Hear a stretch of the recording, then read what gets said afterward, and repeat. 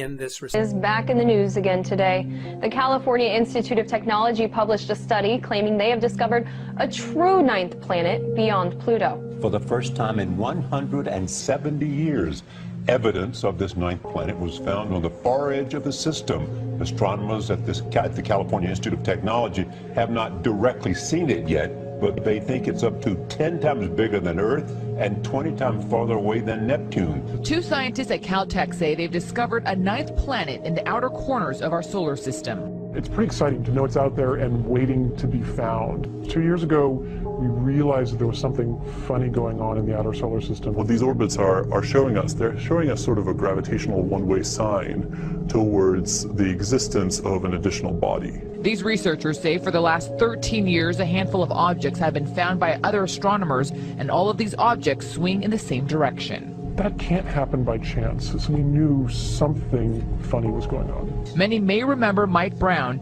for his role in demoting Pluto as a planet about a decade ago. What's the evidence that it's there? So the evidence is that we can look at objects orbiting around our solar system and figure out why their motions are the way they are, because of the gravitational influences of everything else around. So we looked at a small group of objects newly discovered and realized we couldn't actually completely understand their motion. However, if we insert into the equation about that an object about the size of this Planet 9, everything then worked out perfectly.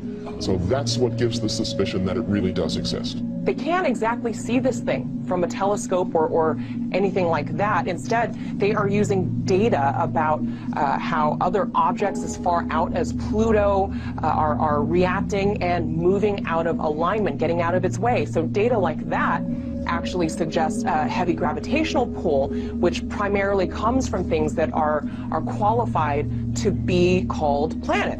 But they do have two giant telescopes on two different continents searching for the physical evidence of this thing's existence. Right now, the best that they can say is that something really, really, really big beyond Pluto exists because space rocks are moving out of the way, as well as it's causing misaligned positions among the outer planets. The orbit of other celestial bodies seem to be responding to something. What that is, nobody can actually confirm just yet. It's so far away that even though it's big, it's very, very dim and it'll be very tough to spot with a telescope. I'm also fascinated at the idea that this planet could be so far out there and still our sun be the mass that is keeping it in the gravitational pull of our solar system. Right, yeah, but no, it's true. That's incredible. And so there was a thought at one point from scientists that when they thought that there was something beyond Pluto, that it might have been all the massive objects floating in the Kuiper Belt, but it's not. Right, so all those objects are out there and they have a lot of mass, and originally the scientists said, look, a planet is such a crazy idea, maybe it's the Kuiper Belt itself that's pulling it on itself and making these orbits look funny.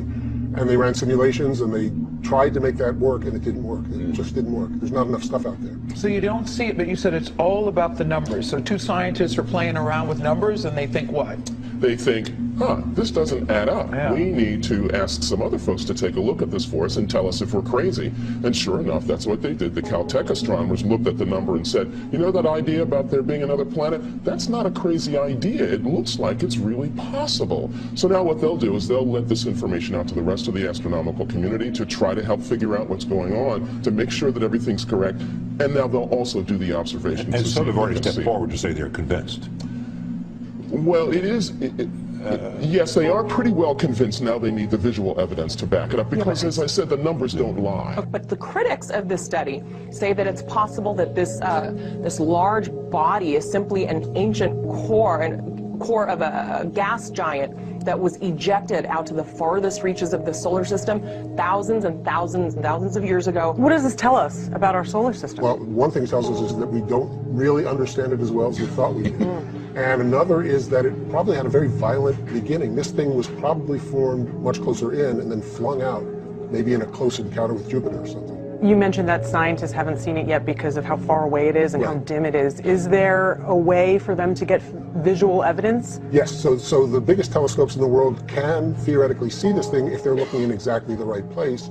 And with the publication of this new paper today, they are now going to start to look in earnest. Hi, I'm Jim Green, Director of Planetary Science at NASA. You know, NASA works with the international science community to explore our solar system and beyond. We look to unravel the mysteries that intrigue us all as we explore and answer the big questions. Questions like, how did the Earth originate and change over time? How did the solar system begin and evolve? And what will be its destiny? What will be our destiny? Last July 14th, NASA's New Horizons spacecraft flew past Pluto, capping a half-century of exploration of our solar system. It piqued our interest about what lies beyond Pluto and what can we learn about ourselves and the origins of our solar system. The idea of a new planet is certainly an exciting one for me as a planetary scientist, and I think for all of us. The January 20th paper in the Astronomical Journal is fueling our interest in planetary exploration and stimulating a healthy debate that's part of the scientific process. I couldn't be more pleased about what's happening. You know, it's all about starting the process that could lead to an exciting result. It is not, however, the detection of a new planet. It's too early to say with certainty that there's a so-called Planet X out there. What we're really seeing is an early prediction based on modeling from limited observations. What's exciting is that, like NASA's journey to Mars or New Horizons flyby of Pluto, you will have a front row seat to see how the scientific process unfolds. Theories like this serve to stimulate ideas and conversation. They tap into our innate curiosity. It's important for us to continue to work, and we will. Anytime we have an interesting idea like this, we always apply Carl Sagan's rules for critical thinking, which include independent confirmation of the facts, looking for alternate explanations, and encouraging scientific debate.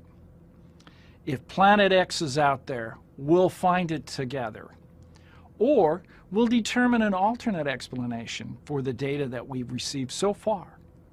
Now, let's go explore. But Batigan and Brown are not the first to claim that they've discovered a new major planet beyond Neptune. In fact, the hunt for Planet X has been on for over a century. But every promising claim has ultimately been shut down by scientists.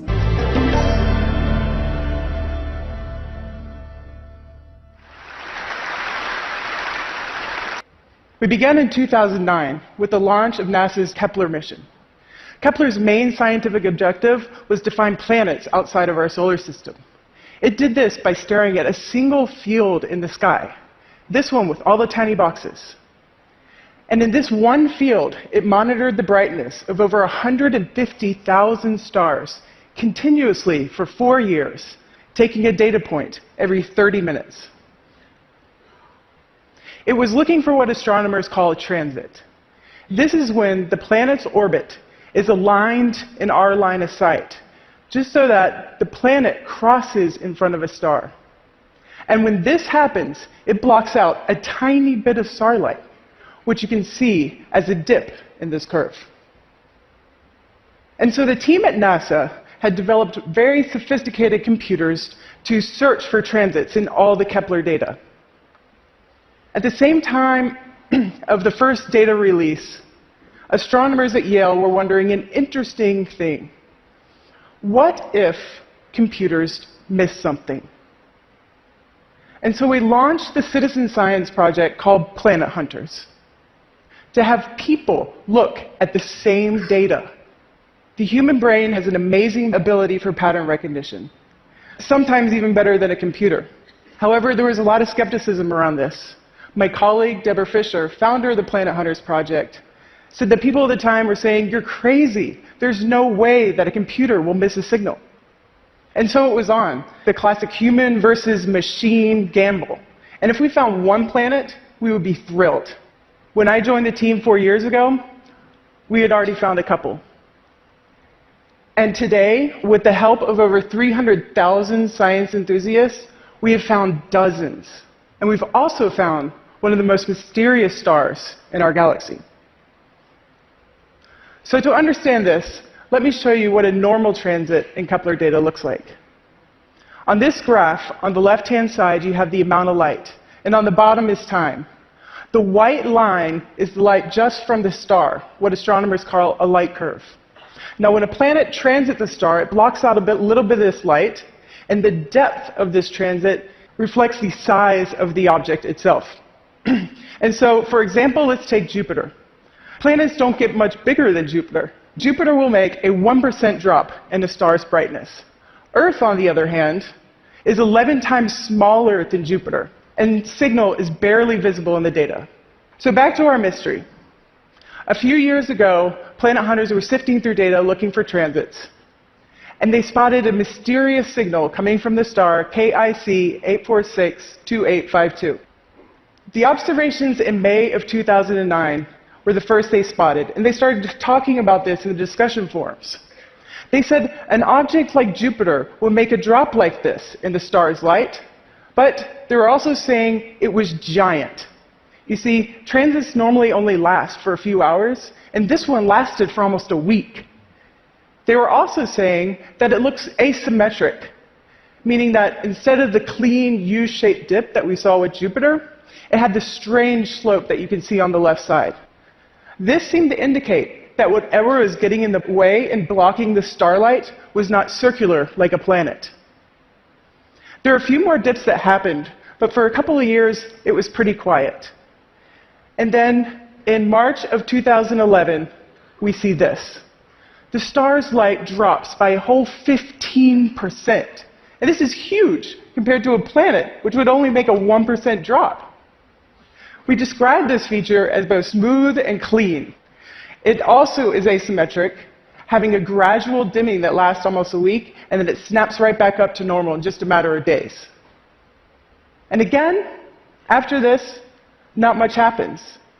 Until February of 2013, things start to get really crazy. There is a huge complex of dips in the light curve that appear, and they last for like 100 days, all the way up into the Kepler mission's end.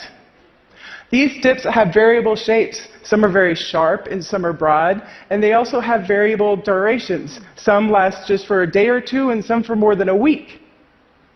And there's also up and down trends within some of these dips, almost like several independent events were superimposed on top of each other. And at this time, this star drops in its brightness over 20%. This means that whatever is blocking its light has an area of over 1,000 times the area of our planet Earth. This is truly remarkable. And so the citizen scientists, when they saw this, they notified the science team that they found something weird enough that it might be worth following up. And so when the science team looked at it, we're like, yeah, there's probably just something wrong with the data. But we looked really, really, really hard, and the data were good. And so what was happening had to be astrophysical, meaning that something in space was getting in the way and blocking starlight. And so at this point, we set out to learn everything we could about the star to see if we could find any clues to what was going on. And the citizen scientists who helped us in this discovery, they joined along for the ride, watching science in action firsthand. First, somebody said, well, you know, what if this star was actually very young and it still had the cloud of material it was born from surrounding it? And then somebody else said, well, what if the star had already formed planets and two of these planets had collided, similar to the Earth-Moon forming event? Well, both of these theories could explain part of the data, but the difficulties were that the star showed no signs of being young, and there was no glow from any of the material that was heated up by the star's light. And you would expect this if the star was young or if there was a collision and a lot of dust was produced. And so somebody else said, well, how about extraordinary claims require extraordinary evidence? And it is my job, my responsibility as an astronomer, to remind people that alien hypotheses should always be a last resort. Now, I want to tell you a story about that. It involves data from a NASA mission, ordinary people, and one of the most extraordinary stars in our galaxy. a huge swarm of comets that are passing by the star in a very elliptical orbit. Well, it ends up that this is actually consistent with our observations. But I agree, it does feel a little contrived. You see, it would take hundreds of comets to... There might be a whole new planet on the other side of Pluto. It's named 2012 VP113, jokingly dubbed Biden. Get it? Corey Powell's editor-at-large for Discover Magazine in studio. How you doing, Corey? VP Biden. Right on. There we go. Correct on that. Two images show you. This is the arrow obviously pointing to it. But there are three dots on here. One is red, one is green, one is blue. Right. What's significant? So this is the actual discovery image. Basically, two astronomers were looking, one little patch of sky very, very far away, looking for exactly this kind of thing.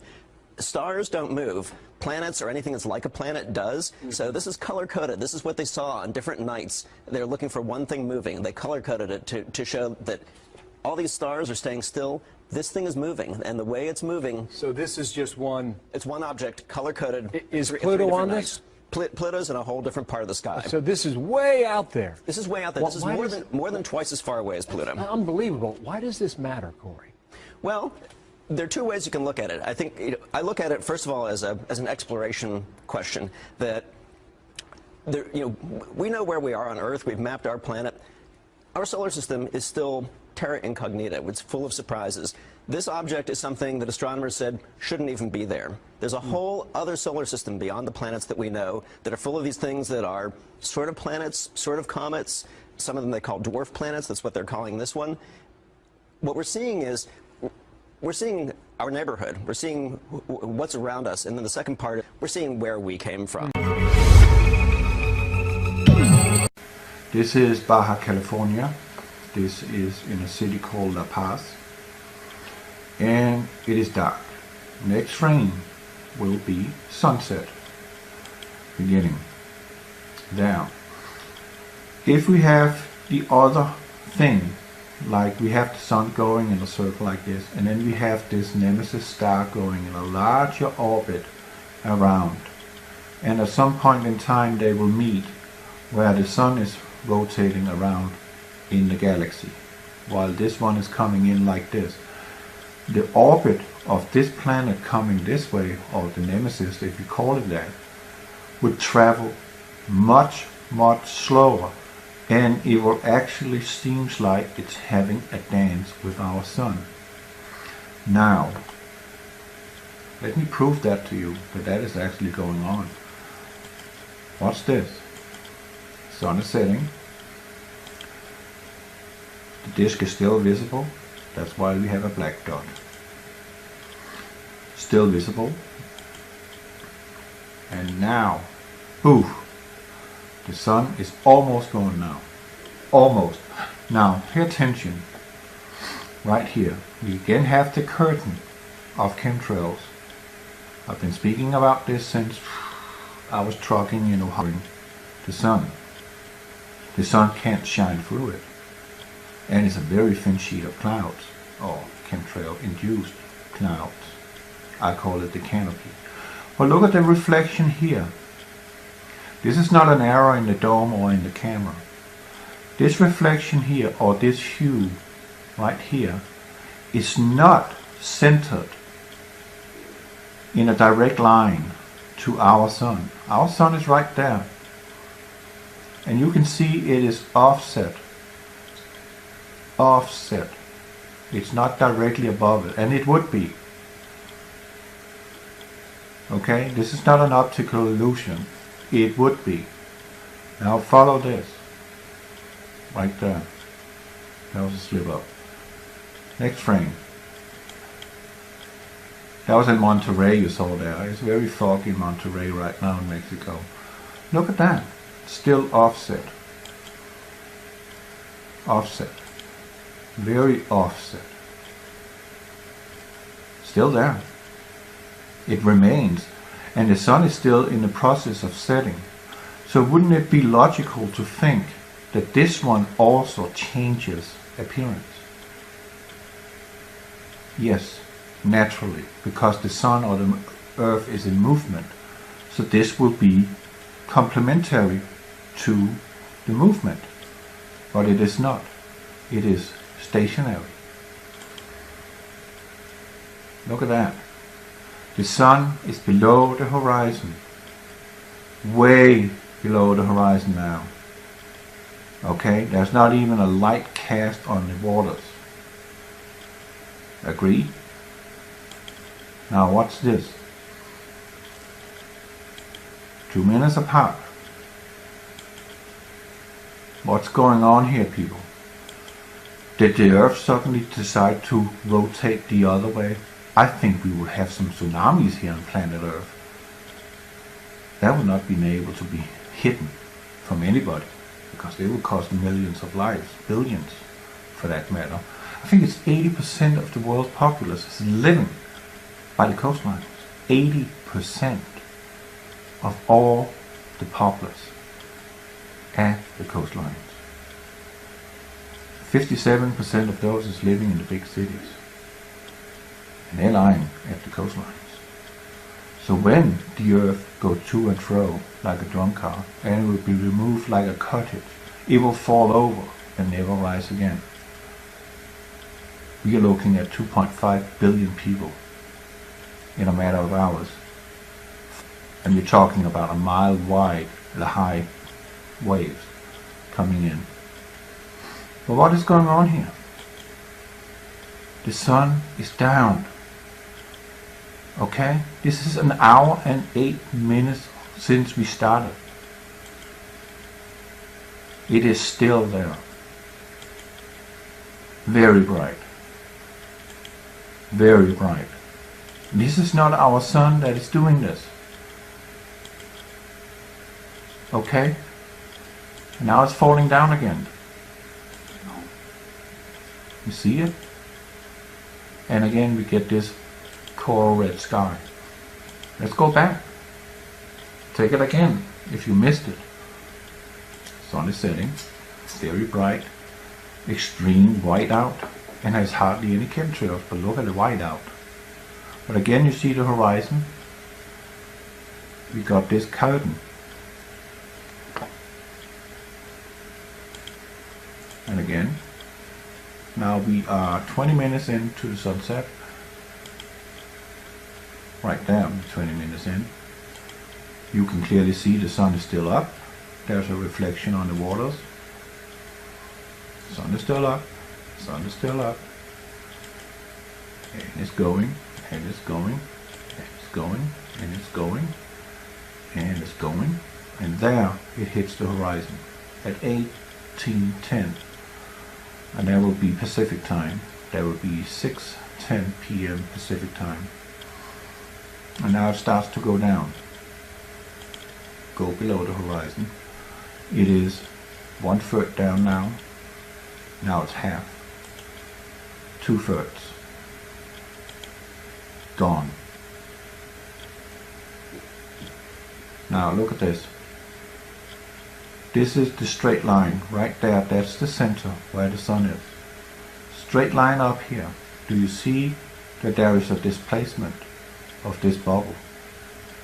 It is off, meaning there is an object sitting over here in this vicinity, straight down here, right there, next to the sun.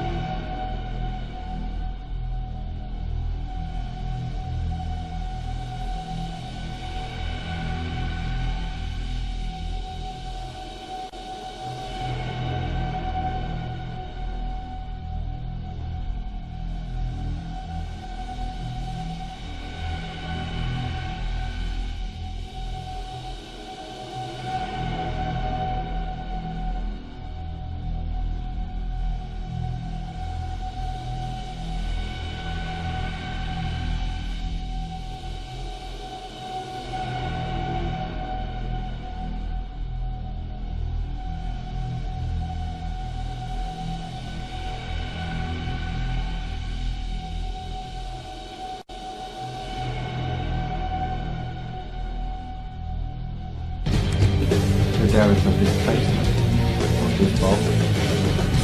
It is arc, meaning there is an object sitting over here, in this vicinity, straight down here, right there, next to the sun.